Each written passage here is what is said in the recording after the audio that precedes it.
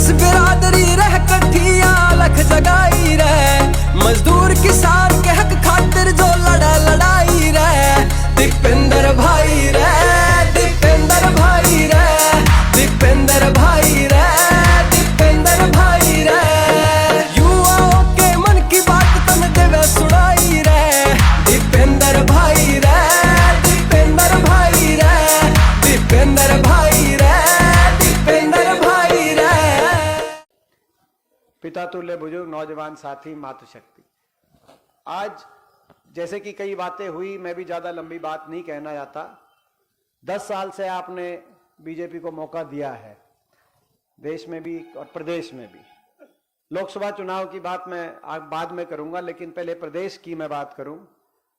प्रदेश में 10 साल पहले, 9.5 साल पहले बीजेपी की सरकार बनी, खट्टर साहब को मौका मिला, और 5 साल पहले खट्टर दुष्यंत सरकार, भाजपा जजपा की सरकार बनी। इन 10 साल में मैं पूछना चाहता हूं, 10 साल बहुत बड़ा लंबा समय होता है। हुड्डा सरकार का कार्यकाल भी 9.5 साल का रहा था।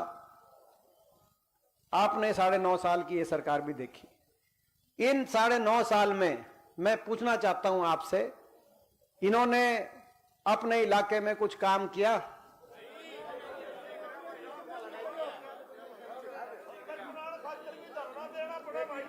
और मैं पूछना चाहता हूं कि मुख्यमंत्री जी ने, उप मुख्यमंत्री जी ने, इन लोगों ने, इस सरकार ने आपका मान सम्मान किया इन 10 साल में? 10 साल लंबा समय होता है। 2 काम होते हैं सरकार के, काम करना और जनता का मान सम्मान करना, जनता की सुनवाई करना। उन्हें मैं ये भी पूछना चाहता हूं, मैं गीता जी से पूछना चाहता हूं, कितनी बार मुख्यमंत्री जी झज्जर विधानसभा में आए इन 9.5 साल में? किसी गांव में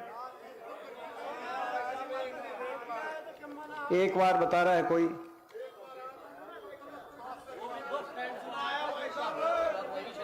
कोई एक बार बता रहा है, कोई कह रहा है। तो कितना दर्द आपके इलाके के लिए और आपके लिए, कोई जो है, कितना दर्द आपके लिए, आपके इलाके के लिए, कितना दर्द होगा इनके दिल में, आप अंदाजा लगा सकते हो। मैं समझता हूं कि शायद हमारी सरकार रही होगी, शायद एक दिन भी ऐसा ना रहा हो। ये बात तो ठीक है कि शायद, मैं समझता हूं एक दिन भी ऐसा नहीं रहा होगा जब मैं इस इलाके में नहीं हूं, जब आपकी सरकार 10 साल रही है, आपके बीच में नहीं रहा। तो भाई मैं ये पूछना चाहता हूं, मैं झज्जर की छत्तीस बिरादरी से पूछना चाहता हूं, आपको अपने की पराये की जो है पहचान अब इन 10 साल के कार्यकाल के बाद अच्छी तरीके से हो गई कि नहीं होगी? अभी कोई कसर बची?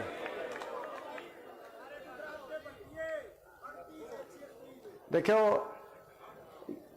ये सरकार जो बीजेपी की सरकार, हरियाणा में बीजेपी जजपा की सरकार, मैंने अभी अपने इलाके की बात करी, सबको पता है।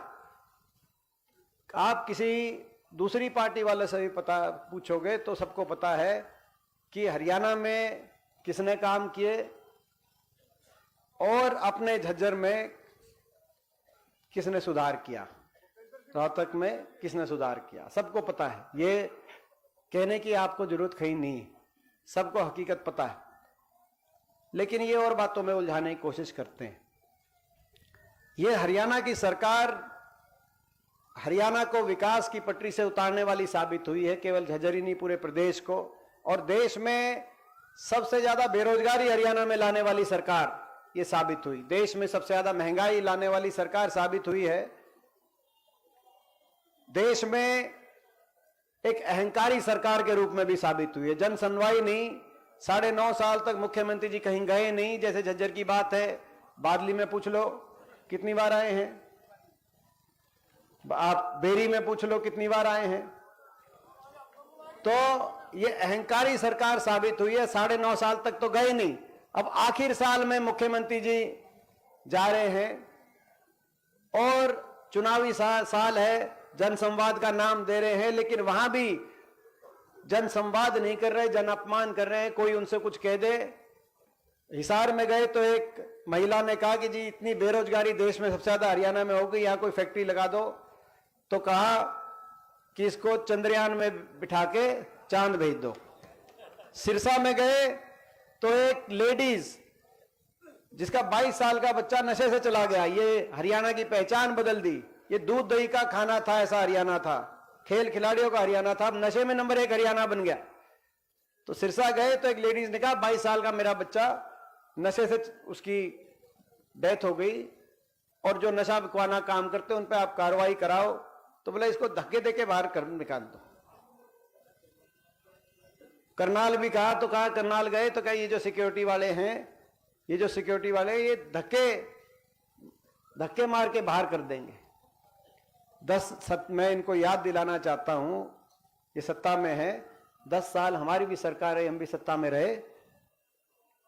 किसी को धक्के मारने की बात तो दूर है, 10 साल लोगों के लिए धक्के खाए होंगे। दीपेंद्र ने किसी को धक्का उंगली भी लगाना काम नहीं किया। ये आज अहंकार में काम किया नहीं, मगर अहंकार 7वें आसमान पे। ये भी एक अजीब बात है। तो अब 10 साल इनको देके देख लिया आपने। हरियाणा में, मैंने कहा पहले हरियाणा की बात करेंगे फिर लोकसभा की बात करेंगे। 10 साल इनको देके देख लिए। 10 साल में ये इन्होंने आपको नहीं पूछा तो भाई हरियाणा में बदलाव लाना चाहते हो कि नहीं लाना चाहते, पहले आप एक बात। और हरियाणा में बदलाव तय है। पूरे हरियाणा कोने कोने में मैं जा रहा हूं। पिछली बार थोड़ी वोटों से कसर रह गई थी। पिछली बार अगर 3900 वोट हमारी ज्यादा आती पूरे हरियाणा प्रदेश में तो कांग्रेस की 36 सीट आती और बीजेपी की 35 आती और दुष्यंत चौटाला को धोखा देने का मौका नहीं मिलता। लेकिन 75 पार का नारा था, लोगों ने उसकी तो हवा निकाल दी थी। लेकिन दुष्यंत चौटाला की 10 सीट आ गई। उन्होंने लोगों के साथ विश्वासघात करके 5100 की पेंशन का ढोंग करके 5100 की पेंशन पे समझौता हो गया और समर्थन देके सरकार को दोबारा बनवा दिया। वो 51 की पेंशन तो आई नहीं आई 51 की पेंशन। धोखा, विश्वासघात। मगर आपको पता है बीजेपी कैसे समर्थन ले रही है, देश में कैसा प्रजातंत्र चल रहा है, मुझे बताने की आपको जरूरत नहीं है। मगर लोगों के साथ विश्वासघात हो गया। पिछली बार भी लोग बदलाव चाहते थे, थोड़ी सी कसर रह गई थी। इस बार लोगों को समझ में आ गया, पूरे हरियाणा प्रदेश में बीजेपी की सरकार के खिलाफ भी लोगों के मन में बदलाव का, जैसे आपने मन बनाया कि 10 साल इनको दिया बदलाव का। और जेजेपी तो पार्टी का कहीं अस्तित्व पूरे प्रदेश में, आप कहीं भी जाओगे एक सीट पे भी इनकी जमानत बचने का, तो बदलाव तो प्रदेश में होगा। हरियाणा के कोने कोने से एक ही आवाज आ रही है, हरियाणा के कोने कोने में। बीजेपी जेजेपी की एक खट्टर दुष्यंत सरकार जा रही है और हुड्डा साहब के नेतृत्व में कांग्रेस पार्टी की सरकार हरियाणा में आ रही है। हरियाणा कोने कोने में पिछले 1 साल में 35 पूर्व विधायक, पूर्व मंत्री कांग्रेस पार्टी में शामिल हुए। आप अंदाजा लगा सकते हो हरियाणा के कोई ऐसा कोना बाकी नहीं जहां से कोई ना कोई पूर्व विधायक, पूर्व मंत्री कांग्रेस पार्टी में शामिल नहीं हुए हो।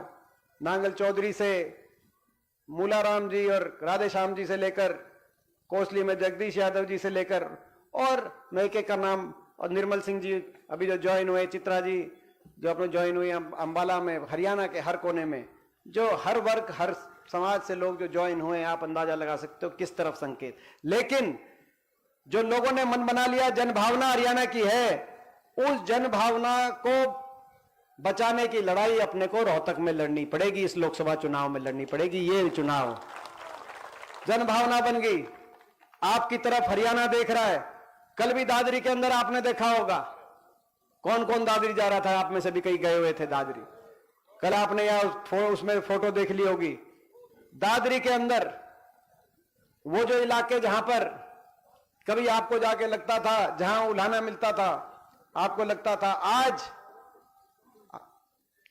हर क्षेत्र हरियाणा का आपकी तरफ देख रहा है। देख रहा है कि नहीं देख रहा है, मैं आपसे पूछना चाहता हूं। मगर उस जन भावना को बचाए रख के और हरियाणा में बदलाव लाने की अगर जिम्मेदारी है तो आप पे और हम पे जिम्मेदारी है। अब मैं लोकसभा इलेक्शन की बात पे आता हूं।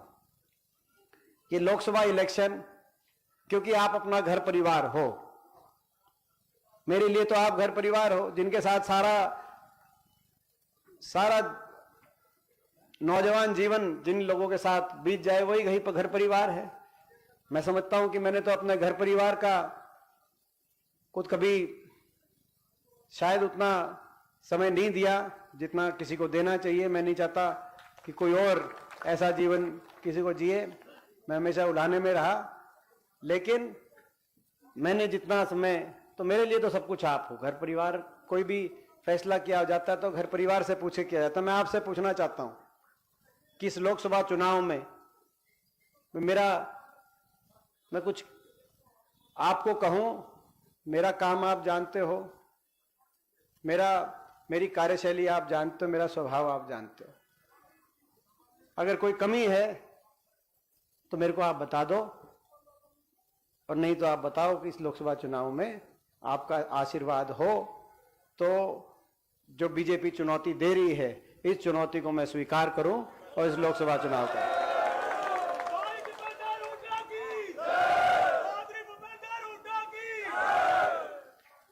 तो भाई लोकसभा चुनाव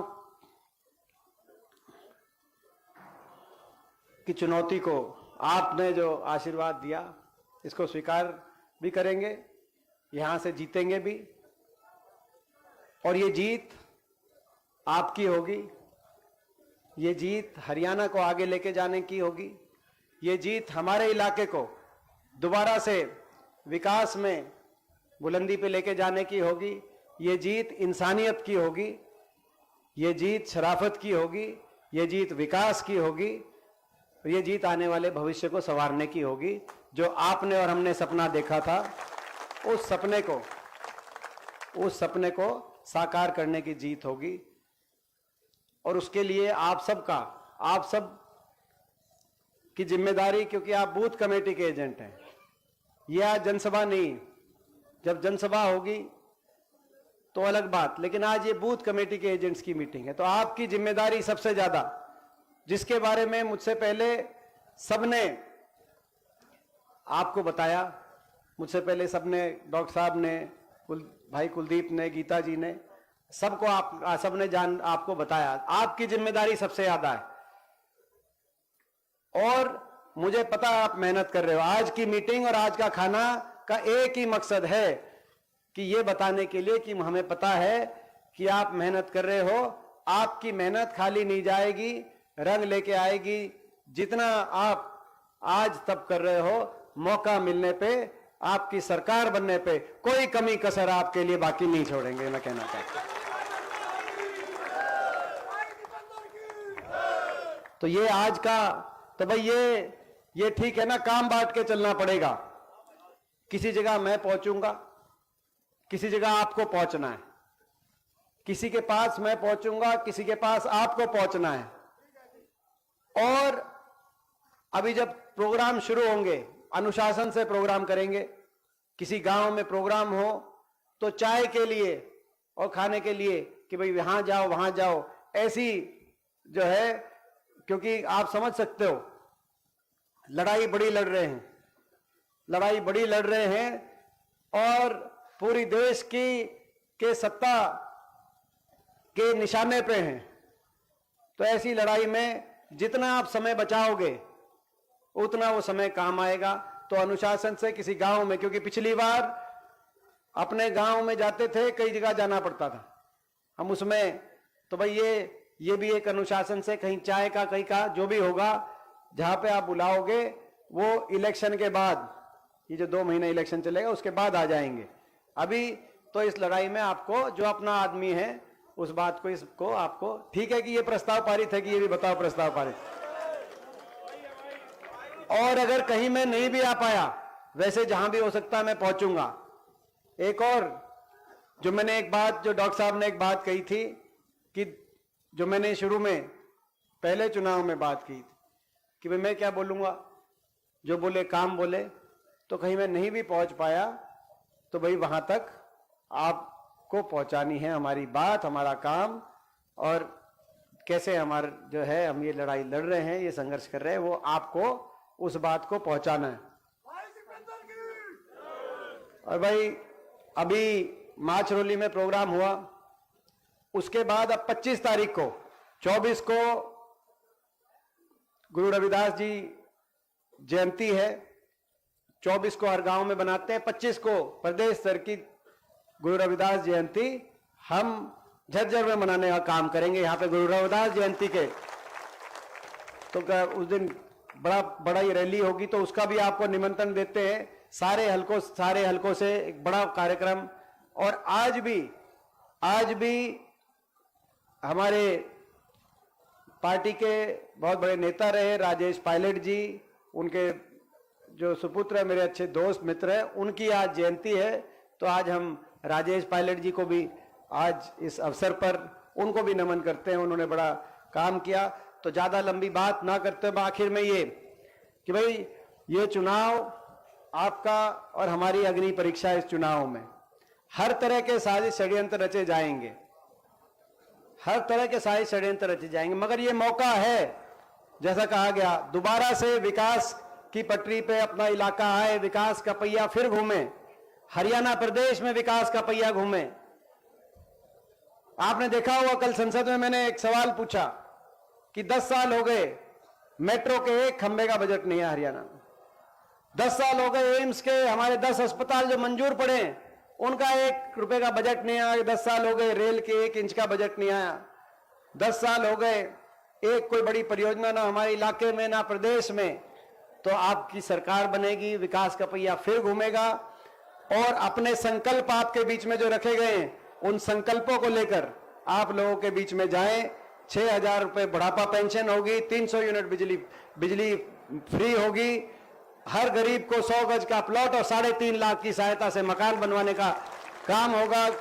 कर्मचारियों को ओल्ड पेंशन स्कीम, कर्मचारियों के लिए ओल्ड पेंशन स्कीम होगी, और भाई आपका मान सम्मान होगा, और हरियाणा में अहंकार का समापन होगा, अहंकार का अंत होगा। तो ये हमारा सारी बातें हैं।